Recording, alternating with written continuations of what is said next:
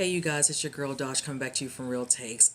Today I'll be doing a movie review for the movie Logan, starring Hugh Jackman and Patrick Stewart, and introducing us to a newcomer named Daphne King.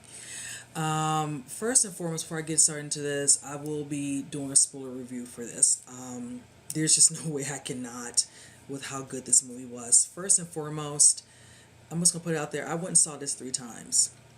When I initially saw it, after I saw the trailer, the first trailer, and then of course trailer number 2, I already knew I was going to see it. I've been following Hugh Jackman's character, Wolverine's character, really since the beginning. I mean, the first movie, if I'm not mistaken, came out in I think it's 2000. So it's been a long road with all the things that have happened, to Wolverine slash Logan, and I really wanted to see where they're going to take this because I knew from the first trailer it was very dark at first. I wasn't sure, how it was going to be. I wasn't going to be lighthearted or whatever, and that was fine. But it was just something that definitely intrigued me because I knew in recent interviews, Hugh Jackman has stated this would be his last and final movie doing Wolverine. So when he stated that, it was really important to me to just kind of go out, go see the movie, see exactly where that storyline was going to go, how it was going to, end the conclusion, however they chose to, do it. Now, being that the director's name is James Mangold, he's another director I do like. He's done a couple of movies that I actually have liked over the years. Girls Interrupted, and one of my favorites is Copland with Sylvester Stallone.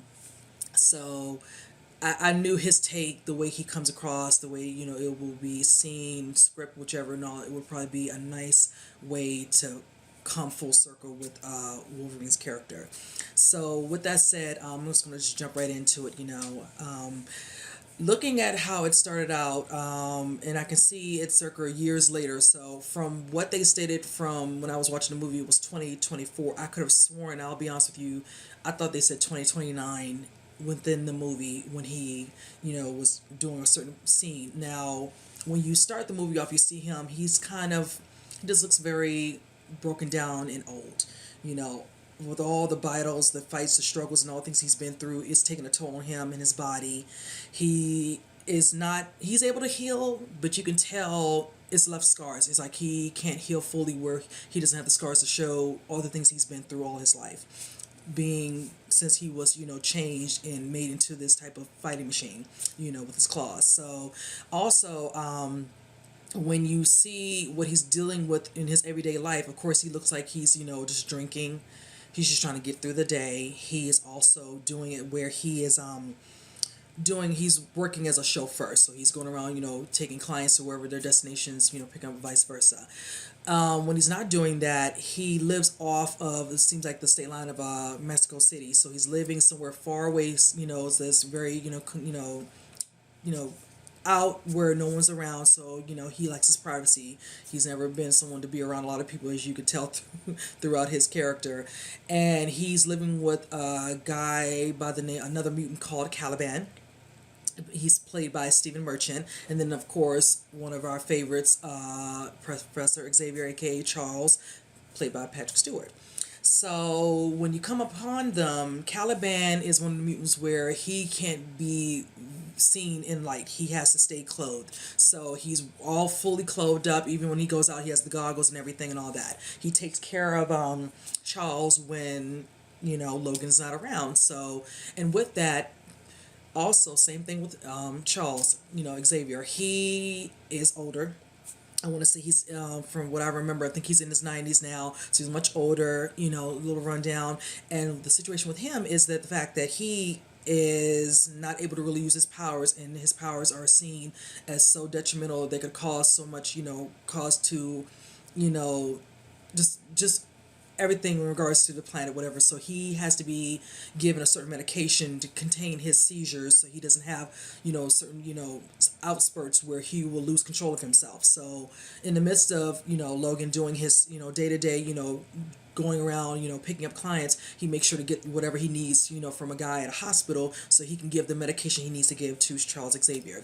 So in the midst of one of his rides, he runs into a woman who's trying to locate him, and he doesn't want no part of it. He doesn't want to be a part of it anymore. He doesn't want to deal with anything in regards to having to be associated with Wolverine. He's trying to lay low. So she kind of darts off, so he goes about his work. So fast forward a little bit, he gets one ride, which he's supposed to pick up a client, and he runs into her, and he runs into a little girl. So at that moment, the little girl is kind of, visible. She kind of senses him. She kind of knows, but he doesn't know who this person is, but he sees Gabriella. And Gabriella's trying to reach out to him because she needs his help. They're trying to find her and the little girl. This one man has been trying to locate them, and his name is noted on here as being considered Pierce. He works for a government funded company that is creating children to be, mutant fighters for them. And, being this little girl, her name is called Laura, and it's by a newcomer to film. Her name is Daphne King. All I can say with this little girl, she has a bright future ahead of her in being in movies. I never realized just how important her role is. Granted that I know in the comic books they stated, she is a central part because she is considered X-23. So she has a strong prowess when it comes to her fighting skills and techniques. It's just unreal. I literally went back when I went to see it the three times. Those second and third times I went to see it, it was just to see some of the fight scenes because it's just mind-boggling. And I know in real life she does know martial arts, so some of that comes from her. But the techniques they gave her within the movie, whatever, it's just totally on par, just out of this world. So with that said, he decides to help them. Gabriella's character gives him the money. Please, I need you to get us out of here, get us across the border to Canada. There's a location that's, North Dakota. I need you to get us there. Then we'll be safe. Please, please, I know you'll do this. Mind you, he doesn't want to part, but he decides to do it because he needs the money, because he wants to take Caliban and Charles on the Sunseeker. They want to get on the water and get away from all the troubles and just live a very quiet, secluded life. So in the midst of him going back to go get her, he spoke with Charles and I'll be gone for a couple of days. So he goes to get the woman, comes back and sees that the apartment hotel had been broken into. So in the end, he knows that, they tracked her, they found her. Now, in the midst of that, he notices the girl's not around. So he gets back in and he's like, we got to go, because of course, when he met Pierce, he was not forthcoming at the fact that he'd actually met the woman before. He wanted nothing to do with this, so he just played dumb. Leave me alone. The man's like, if you find her, let me know. Here's my card, whichever. So forward again, comes back. Caliban notices a ball and a backpack. What is this? So he's like, who is this? What is it? He turns around, he sees the girl, sees the man's coming. Pierce comes, he's like, you didn't tell me you found. He's like, yeah, I found the woman. I didn't find a girl. What happened to her? He's like, I don't like guns, whatever. I have nothing to do with this. Knowing full well that Pierce's character had something to do with it, whichever, it's just basically it is. He's like the henchman of the company to keep things in line because he works for another guy named Dr. Rice, played by Richard E. Grant. So with that said, the girl knocks him out. They try to drag him somewhere, throw him out there, but he wakes up. His team of guys are on their way so they can retrieve the girl and go about their business, because now that this program has been cut, they had to get rid of the kids. They want them all gone. They found another mutant, X-24, who is even more stronger, capabilities, no emotions involved, whichever, and all that. We don't need the kids. They all need to be put to sleep. We need to be done with them. So in the midst of them trying to do that, they try to kind of, put, Charles and Logan into a position where they can't get anywhere. They can't go anywhere. We're going to locate this girl. You're stuck here with all the guys around, guns blazing, whatever. But when the guy goes in there to retrieve the girl, it doesn't go the way he thought it would go. And he obviously knows that. That's why he kind of stands back and lets his guys do the work, because he knows how strong this girl is. She's not like the other mutants. They have powers, but hers are on a whole nother level. Besides having claws in her hands, she has claws in her feet. So, and then with the prowess of being able to fight and very strong and being able to, hold her own, she's not so easily to be captured. So when Logan sees this, because he doesn't believe she's a mutant, she doesn't believe anything until he sees it for his own eyes, and he's like, okay, we got to get out of here. Let me get, Charles, Caliban somewhere, he has no idea, and it is grab him. So in the midst of this, he gets the girl fights, fights. some good fight sequences. I'm just amazed. And they go on. So he has a protector because at this point, Charles lets him know, I have been talking to her. He didn't want to believe him because he thinks he's been taking his pills. He's just talking nonsense. But he hadn't been taking his pills all the time. And he's been able to speak to this girl, the way he has always been able to, speak in the telekinesis and just keep in contact with her. He's like, we got to help this girl. We have to help her. And at first, Logan wants no part of this. He wants none of this. But when they eventually see Gabriella's cell phone and sees the full extent of why she's reached out to Wolverine/Logan, he knows he has to do the right thing. As much as it pains him, he's been down this road doing things for people he cares about, and it happens in a tragic way where he loses people he loves. People, going back to Dr. Jean Grey, anybody he cares about, he's always afraid he's gonna put them in harm's way. So in the midst of this, they go on the road, they get to Vegas. They get down there, sleep, whatever, and all that. He's like, I gotta get a new ride, whatever. You stay here, give him his pills and all that. So that's what he needs to do. The tracker has been, used Caliban to help them. He's able to sniff out whatever and all that. So every time he tries to send them where they can get to find them, he kind of keeps them one step back. So it gives them a way to get away, because at this time, Logan doesn't know where he's at. So in the midst of that, they have another issue where he gets back to the hotel after he has a new vehicle, and of course Charles is having another seizure. At this moment, he knows that there must be in the room or something, because it's a full-blown where everybody's in paralysis, people outside the hotel, everywhere, so he makes it up there. He's able to retrieve the girl and him, Charles, and then go about their business to try to get a head start again, to get far away. By this time, Dr. Rice comes into play, because he's like, all this bloodshed, things are happening, we need to get ahead of this and find a way. So now I'm going to bring X-24 in this. He's caged up, don't see what he looks like, had no idea who X-24 is. I don't read the comic books. So after that, they show them, coming into contact with a family played by Eric LaSalle's character, Will, Catherine, Elise Neal's character, and then their son is played by a boy named Nate, which is, real name Quincy Powell. So they go back to their home. They help them with their hostess, so they go back to their home, and then they go and they just eat. But then he has issue with people with his land, and they're messing with his water. So of course Charles is like, can you help him, let me get him settled upstairs. The little girl goes up, and then he goes to help him with the water, because they're messing with him. Supposedly some issue where some people took over the land, and now they're trying to buy out everybody, and Will doesn't want no part of it. So they're playing with him, doing small things to kind of make it hard for them to want to stay where they are, but he's just adamant about staying where he wants to go. So when he comes, they try to corner him and pressure him. And of course, Logan being right there, he doesn't like guns. He's not having it. He's like, get in your truck, go. Hits the man, breaks his nose, whatever and all. They go about their business, so we thought. So by this time, Charles is upstairs. He's sleeping. He sees the presence of what looks like to be Logan coming in. The little girl's on the floor. And he has a nice little chat with him about certain things, about how things went and how certain things happened. I'm kind of not sure exactly what he was talking about. I need to watch it a fourth time to kind of know, or just wait for it to come out. What he was saying, he did something, he feels shameful and he feels responsible, and he couldn't remember, and now he remembers, and he knows Logan's only trying to do what's best for him, even though he feels like Logan is, keeping him in a certain vegetated, some sort of state where he can't be truly himself, but he knows he has no control over the way he acts. So this is the only way Logan can feel he's helping him control his powers, because that incident at the hotel is a perfect example. He could have caused more damage, and he apologized when they were trying to wheel him out anyway. So he knows that his powers are so strong that he has to be this way. So when he turns around and looks at Logan, he thinks he's looking at Logan, but it's X-24, the new and improved Logan Wolverine, who has no sense of, right, wrong, no emotions, are all out of it. He's just a fight machine, a killing machine. By that time, the wife, Catherine comes out, let the little girl go. She's chained up. He's ready to take her out there to Dr. Rice, put her in the truck so they can go back and get rid of her and all the other kids they can find or whatever.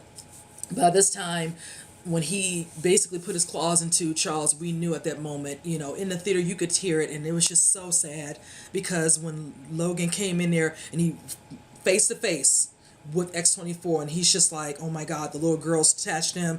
He goes to see Charles, and he sees what happens. By the time he gets into the truck, he's gone. He makes one word to him, and he says Sunseeker, because that was what they envisioned. They wanted to go somewhere, clear blue water, nice, and just live their life until they, passed on.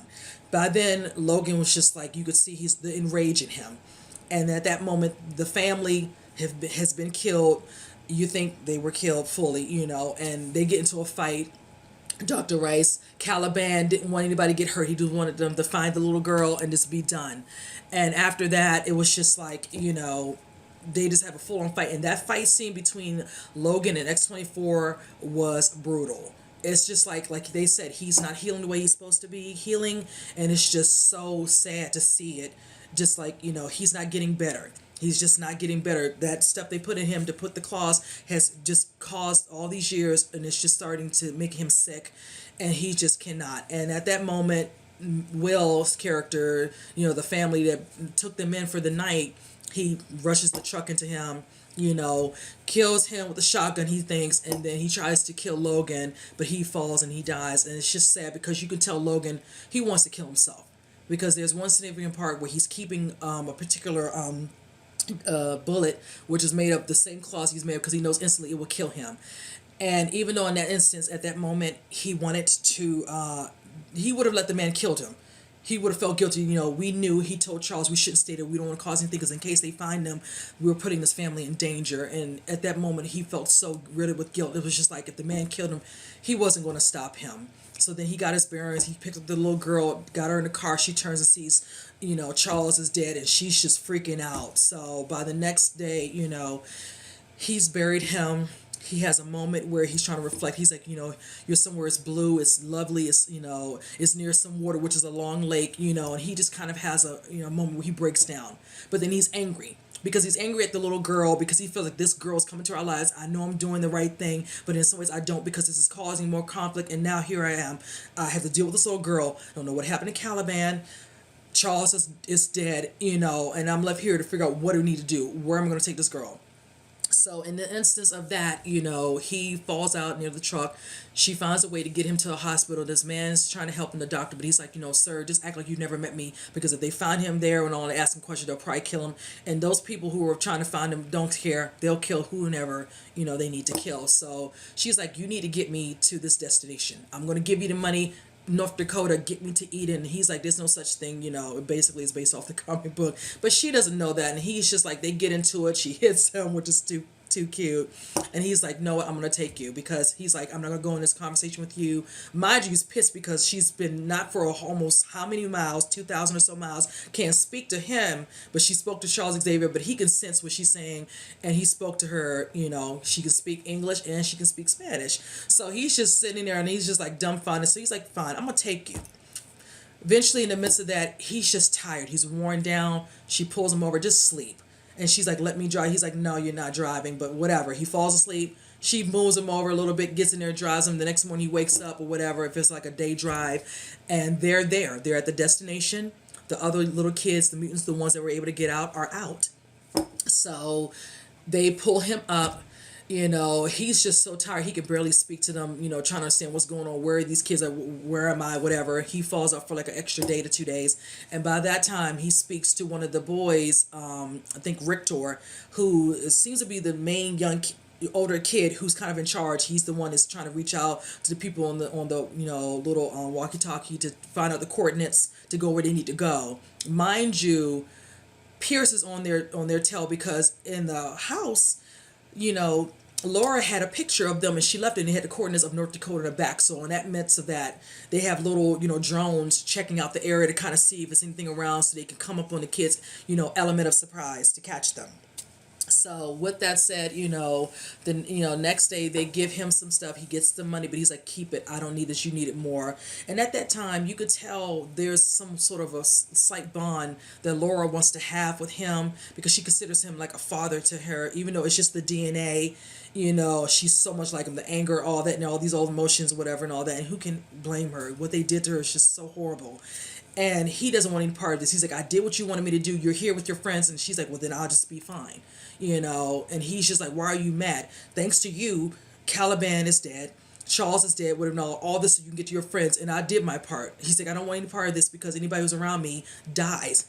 I lose them. He's like, I can't do this. So he wants no part of it. So when he wakes up the next day, they let at the break of dawn, they're gone. And he goes to check to see if they're okay, checking through, the lens. And he sees that the drones are following and he sees the truck. So he goes out, to, help them.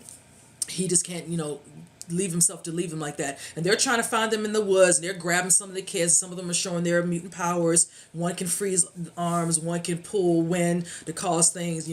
That was really interesting. And then there was some other ones who can cause electricity, lightning, and all that. And some of them have powers they can lift hard, large, machines and things of that nature. But granted, when he takes the serum they left for him, it helps him at first to help the fight, whatever, but it wears off fast because they told him to take it in small doses. So they have to strategize, him and Laura, when he comes to help Laura of her situation. And she's like, just on my mark, you'll understand. And they, get, ahead of them. He kills Dr. Rice because he blames Dr. Rice's father for what happened to Wolverine back those years ago.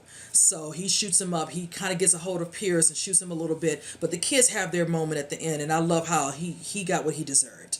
They, being tortured, being treated the way they were. And Laura sees X-24, he's released, and when he sees his, master, which is Dr. Rice's character, has been killed, he's out for blood. He's just kicking butt. Him and Logan are going at it. And it's just, a fight scene. You could tell she's like, oh my God, he's really going to kill him. So she pulls out that one bullet and she shoots him. But by then the damage is done because he is lodged Logan into a back of a tree, big tree hump, and he's just, it's no way to come back from that. So in the midst of that, all I can say is that ending where he's having that little chat with her and he's like, don't become what they want you to become. Don't become like him. She's just crying and it's just like so heartbreaking, and he's just like, somewhat at peace. He's like, wow, this is how it feels. And it's like he can finally be at peace and not have to just deal with this type of life he was given that he never wanted to begin with. He was, military, then once he got these claws and he got away, was a cage fighter. And when Charles found him, like he stated in the movie, he's like, you had a family and all that. And he's like, now our family is gone. It's just us two. So they thought, so just to kind of wrap it up, it's just, the movie overall, it's just such a good movie, but it's so sad, the ending, because it's like, when I watched the movie, I will admit, I cried so much at the end, all three times I saw it, because it's just like, it's an end of an era with Hugh Jackman playing Wolverine, and just thinking about it makes me want to cry again, because it's just so heartbreaking. I don't know where they're going to take, X-Men, the way they did X-Men Apocalypse, and I'm not even going to get in that because I'm going to tell you like this. I didn't mind the characters, but the way that whole storyline was put together, it was horrible. And I don't like to critique something so badly, but that whole movie was horrible. And I don't know how they're going to do this. I know the girl plays Laura, Daphne King, will love to continue playing X-23. I don't know how they're going to base it off of how they're going to do with the other mutant kids and whatever when they cross the border like they did. How they're going to play that role. That would be nice if they bring them back, but is it going to continue, say, a couple of years from now? We're going to let her get older, grow a little bit, and then she plays a part as more of a teenager? I don't know. It will be interesting to see how they do that. I'm curious with that. I don't know if they're going to do a reboot of Wolverine. I haven't heard anything as of lately. I'm going to keep my eye on any articles about that because I would love for them to have her in another movie. Her character can have so many different areas where they can discuss in regards to her storyline with her, also with the other mutants as well. She looked like she had a nice little bond with Rictor, which I liked, and the other kids were good. They'll just be kind of like, in the back burner, but I like to see what happens between those two and them growing, getting across the border and how they're going to blend in, how they're going to deal with it, because with her being somewhat similar to Wolverine Logan, that rage, the anger and all that, she had to contain herself, and hopefully with her having that little moment and calling him daddy, it was just, oh my gosh. And then her, I love the part at the end where they buried him and she spoke of an instance of a part of a movie they watched when her and Charles were in the hotel. It was a movie she'd never seen, but of course he'd seen it when he was a little young boy, and it was one of his favorite movies. And she remembers a part of a little boy, talking about, going back to his mom, telling him, the killings and all this stuff is going to end. And just knowing there's a better life for her. She was raised to be like this, but she knows she doesn't want to be like this. She doesn't want any part of this. That's why some of the kids tried to kill themselves when they were trying to make them fight and be used as some sort of, killing machines to go out here and, listen to whatever, stuff they were told to do that they don't want to do. They didn't know it's wrong. They're still humanity because they were using girls with the DNA to impregnate them to have these kids. So they have some sort of humanity. They weren't just made up like X-24 where they have no emotion, will kill, don't care, move on to the next person. If you get in my way, I'm going to kill you. You're considered a threat. So, with that said, overall, the movie was just beautiful.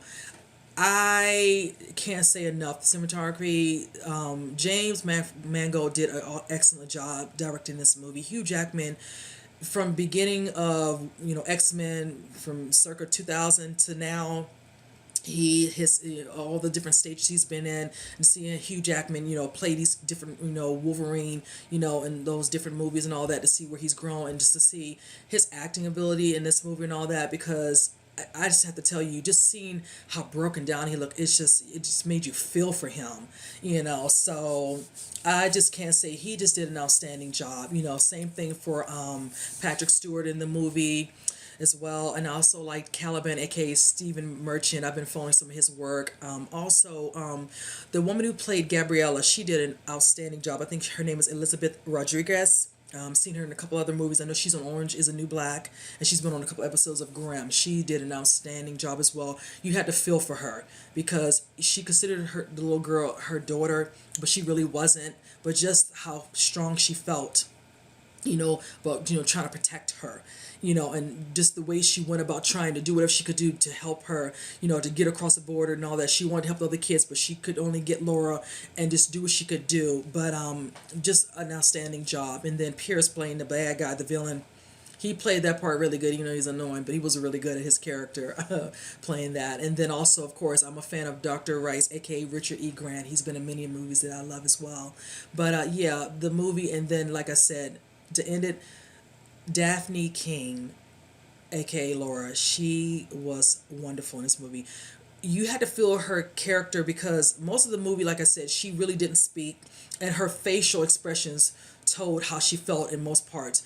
I will say one of the parts I thought was really good was when they were getting ready to come in there to get her out of the what looked like the barn or whatever, and he told him go in there and get her. And I mean, that eye expression she gave when she looks to the side, I'm just like, you would think she was already an actress. I mean, she's probably done a few things here and there, but this being like her major movie role, it just flowed, and it was that good. So, I can't say enough about her. She definitely introduced, and I can see a scene stealer, and she's going to go places. I can see her getting other definitely movie roles and doing a great job in those as well. But I really hope they bring her back. I hope they bring her character back in another movie. This doing so well, I can see it. They just got to figure out who's going to direct it, who's going to write it, and I pray it's good. I pray it is good. I'm almost hoping James Mangold, if he has any part of this, if he comes on the next one, if she's in it, be the executive producer or something, just to make sure they have a good balance in how that storyline is written and is conveyed the right way in the movie, just like he did to convey everything, all emotions from everybody's character in this movie. So I know this was long. I basically told the whole movie. I couldn't help it. Honestly, guys, this movie was so good. If you have not seen it and you didn't mind watching me spoil it, I hope you didn't mind, because I just couldn't just keep this all to myself. There's no way to not talk about this movie and not talk about the whole movie in its entirety. But I look forward to this coming out on DVD. I'm planning to buy this. It is definitely going in my collection of movies. Hugh Jackman, he's just extraordinary playing this character. And I like Hugh Jackman in a lot of other movies, but when it comes to this, he's going to always be definitely remembered for this movie significantly. And this movie right here, out of all the Wolverine movies he's done, will be one of, if not the best I've seen. And out of all of the X-Men, period. So with that said, I hope you enjoyed my review. Comment and subscribe. And with that said, I'm going to go ahead and cut it. See you guys on the next Real Takes. Bye-bye.